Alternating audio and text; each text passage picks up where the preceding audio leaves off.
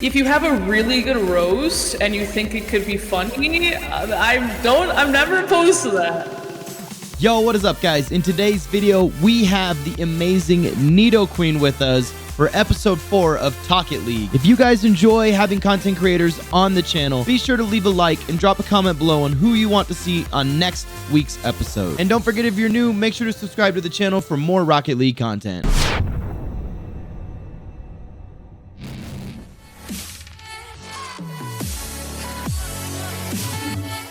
My name is Camila. You can call me Neato. I have been a content creator for Rocket League for 2 years now. It's been a crazy experience, a crazy journey. I stream on Twitch. That's like my primary platform. I just started regularly uploading to YouTube. I think Twitter is probably my favorite social media, so I'm really active on there. I have an Instagram and a TikTok as well. And yeah, I just love Rocket League. I don't know why, but I do.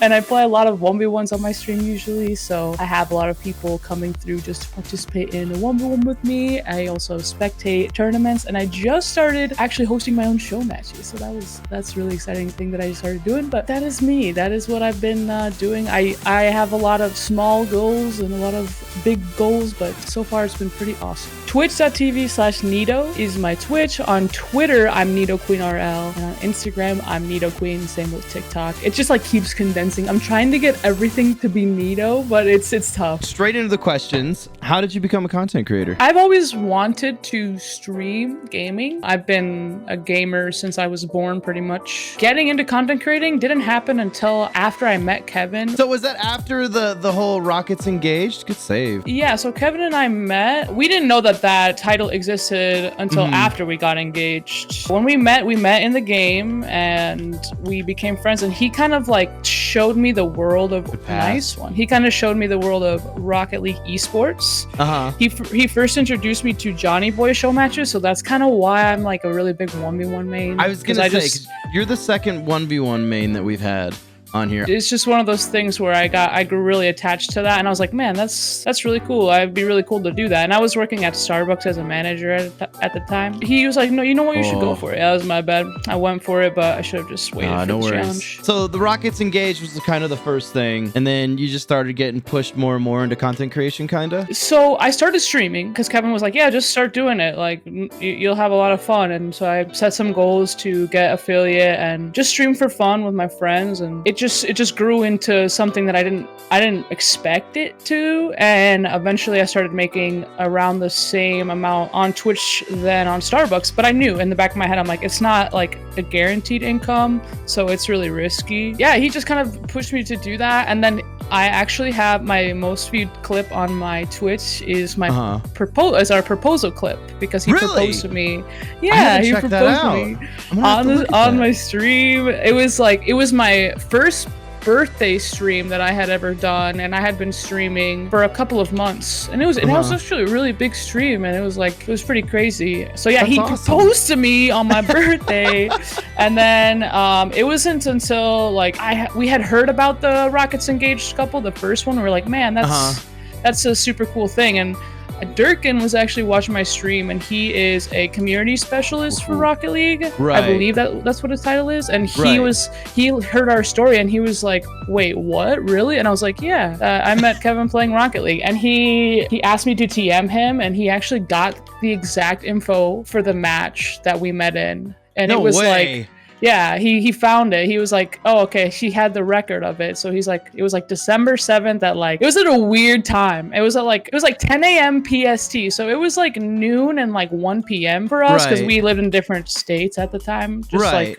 one state away. But so for people that don't know, do you want to kind of explain what the Rockets Engaged is? Yeah, I think there are 4 couples now that have the title, but basically it is a title that is given to couples who met because of Rocket League. So it seems like it used to be specifically people who met within Rocket League, like Kevin and I. We met in a game, and then eventually became a friendship, and then it turned into something else. But recently there was a couple that they got the Rocket wife and husband title, which is a separate title. Wait, really? Yeah, it's a separate title. So they're still giving these out then. Yeah, so they met because of Rocket League, not in a Rocket League match, but they met in a Discord and they started playing the Rocket League together in there, and then their story went viral on Reddit after they got married, and so they got the Rocket wife and husband title, which is a different one, which I'm assuming I could potentially have an upgraded title. I'm not. I wouldn't ask for it though. So it's like one of blue. It's the same color, but instead of it saying Rocket's engaged, it says Rocket husband or wife. And the only reason why I would prefer it is because people ask me almost every game what the title means, because it's kind of inconspicuous. Maybe the new title will be a little more clear on what it actually represents.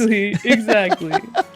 That's still super cool though, because that's something, like you said, only 4 couples have. I mean, that's so. In essence, that's almost as rare as a world's title, right? Right, exactly. It is. I'm on that level. So this whole series has been kind of super informative on full-time content creation and what it takes to grow. When was the moment that you knew, or that you decided to make the switch to full-time? Like what was it? So like I said, I knew that there were risks going to full-time, especially like having like an unpredictable income and stuff like that, if Twitch is your only source of income. But I think I'm in a really lucky situation where I have Kevin to support me in some ways, like, and he was just able to say like, no, like if this is something you really want to pursue, like I am here for it. He supported you in it, right? So I was able to have that security and make that decision, whereas some people might not have that backing, right? Yeah, I was in a very similar situation with my wife. She was like, well, if you want to try and go for this, you can, but she very sternly told me that if it doesn't work out, you got to get a job. Right, exactly. And I think I there have been moments where I think to myself, I'm like, because of the income and the way that it works, it just was one of those things where it just happened to work out for me, and I decided to make that choice. But yeah, I've definitely had times where I had to be like, do I need to get another job? Yeah. Like, is this something that I shouldn't be putting all my time into? Right. I think we all get there. Like, you have those ups and downs. I've told a lot of people it's like a roller coaster. You know, there are months where you have amazing months, and then there are months where you're just like, oh my, what am I doing? You know? And I think the goal is for us is kind of have those lows be a little higher than the last low, and the highs try and be a little bit higher than the last high, you know? I agree 100%. There's definitely a mentality shift that had to happen in my career. When I first started creating content, it didn't intentionally happen this way, but it felt like I was competing with other people. And that wasn't exactly the truth. And I would get frustrated, and it would bring me down, you know? I was subconsciously comparing myself to other people, and it wasn't healthy. Especially not for your content, you know? If there's the one thing it affects besides yourself and your mental health is your content. People see that, you know? And so it's definitely hard to get out of that mental funk that you get into with that, for sure. What would be like your biggest tip for any person that's new to content creation or is trying to get in the scene, kind of? My biggest tip, first of all, find out why you want to be a content creator. At first, I didn't really have that pinned down, and I kind of went through a little crisis to figure that out. And I feel like people can find your content, kind of.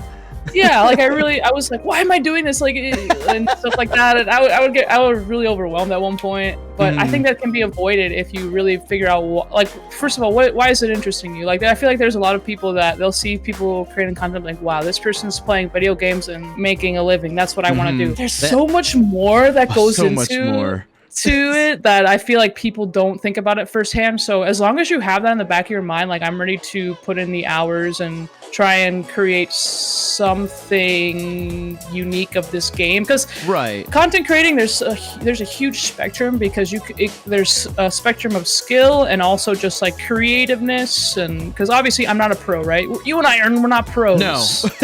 we have to create something else from the game that we play. You have to find your niche, kind of. Like right now, especially with free to play out, I checked this morning and there are 42,000 people watching Rocket League right now, which means out of those 42,000, I'm sure there are probably 2,000-3,000 people streaming right now. Then, you know, that's a lot of people to compete against. And when some of those people are even pros, that's who people want to watch, you know? I was gonna say, like, with people who watch pros, like on Twitch, they're not gonna watch you and streaming, right? They're on Twitch to watch pros. They're there to watch the top tier echelon of the game. Exactly. So it's also good to keep in mind with viewers that there are going to be people that aren't going to like your content. That's my niche for sure, and I'm assuming it's yours too, is to be interactive with your community, you know? Your chat's probably the most important thing over your gameplay all day. And I feel like for a lot of new content creators, like that should definitely be their thing. Like even if you only have 1 or 2 people that come into your stream every once in a while, make sure you're engaging with them. Don't just let them sit there and you know, be quiet, so to speak. What advice would you give to someone to try and avoid trolls? Or when they get a troll, what would you say you should do with those trolls? The biggest thing you can do is ignore those people. Nowadays, thankfully, as my chat starts to kind of speed up, and I have really awesome, amazing mods so that I don't have to deal with that kind of stuff. But I've noticed like sometimes it takes more of my energy and my entertainment and stuff if I point somebody out and try and correct their, and they're usually there to do that anyway. Like they're usually there to push your buttons and they want that to happen. Right. So I just have now tried to just ignore them completely and try and give attention to somebody else that's giving like a positive vibe in the stream. And then with other people, because like chat can be pretty protective of the people that they're watching over, so they'll call the people out. Yeah. And so I tell them, I'm like, ignore him. Like, don't give him the attention that he wants, right?